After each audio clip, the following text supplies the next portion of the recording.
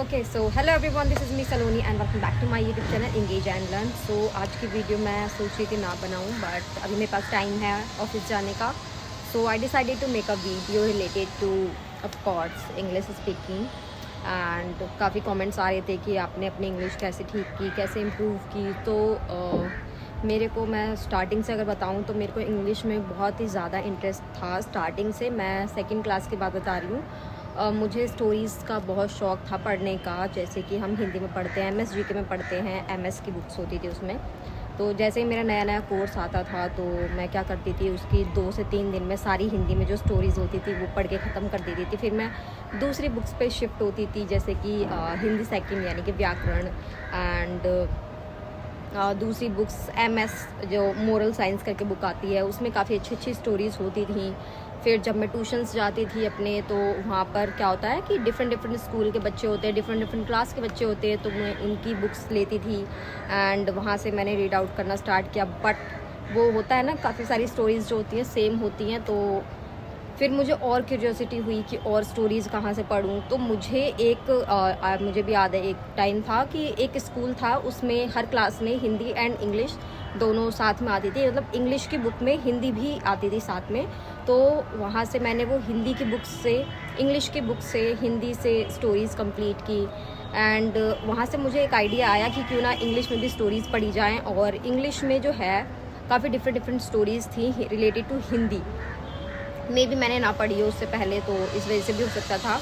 सो वहाँ से मैंने क्या किया, मैंने अपने टीचर को बोला कि मुझे इंग्लिश सीखनी है, तो उन्होंने मुझे सेंटेंसेस, टेंसेस सब सिखाए। घर पे आके मेरे पापा मुझसे पूछते थे, जैसे कि वह घर जा रहा है इन इंग्लिश, वह घर जा चुका है। तो इस तरीके से मैं अपनी इंग्लिश को इम्प्रूव करती रही धीरे धीरे।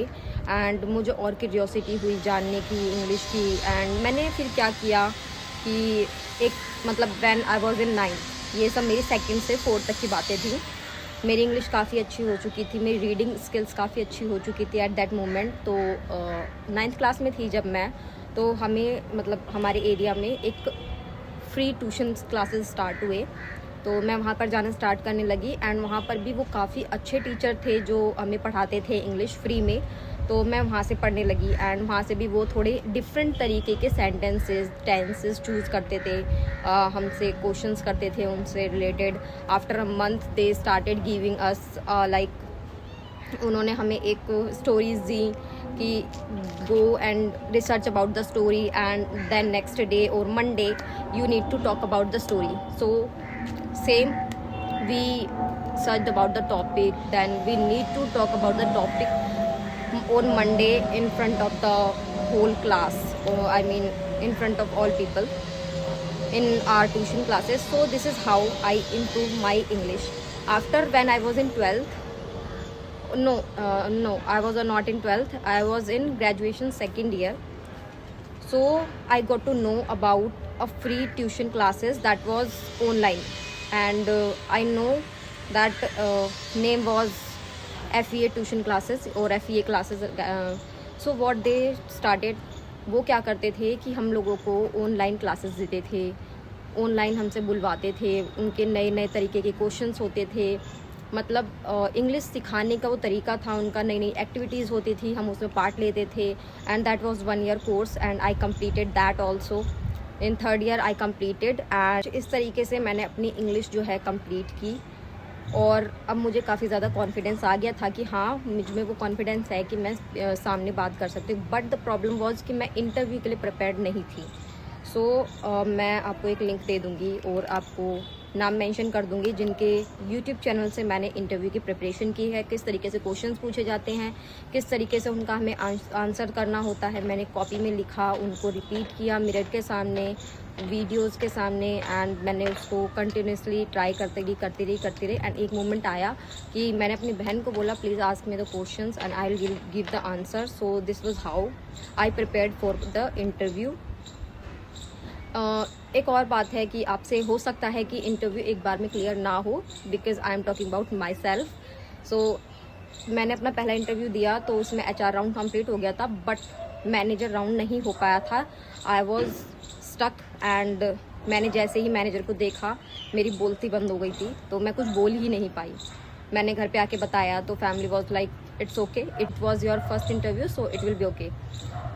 Then second में I was able to talk and मेरा second round clear हो गया था दूसरी जगह पे, so I was happy. So this is how I learn English and अभी भी मैं स्किप नहीं कर रही हूँ अपने इंग्लिश पे, वो मैं अभी भी कंटिन्यूस हूँ और मैं भी इंग्लिश की बुक्स पढ़ रही हूँ. Rich dad poor dad complete की, जॉर्ज मार्वेलस मेडिसिन कंप्लीट की, अभी मेरी एक बुक चल रही है और उसके बाद मैं इकिगाई सोच रही हूँ करने के लिए. So this is how you don't need to be skip. This was how I started the point. As मेरा इंटरेस्ट शुरू से ही था इंग्लिश में, मैंने बुक से स्टार्ट किया, मैंने रीडिंग से स्टार्ट किया, फिर मैंने इंग्लिश टू हिंदी से स्टार्ट किया, देन मैं डायरेक्ट इंग्लिश पे गई, फिर मैंने बोलना शुरू किया. बोलने के बाद मैं अभी भी रीडिंग करती रहती हूँ बुक्स, मुझे क्योंकि बुक्स पढ़ना बहुत बहुत ज़्यादा पसंद है और मेरे घर में स्टोरीज़ की बुक्स रखी रहती हैं काफ़ी सारी, मैं अभी भी जैसे पढ़ ही रही हूँ. तो you don't need to skip anything, you just need to work continuously, it will be okay. And I always said that if you are preparing for interview so that you are full confidence, then speak to someone in front of you or in mirror or talk to camera like me. So if you enjoyed the video or get some information from this video, then do like, share and subscribe to my channel. मिलते हैं बहुत जल्द next video में. Bye bye.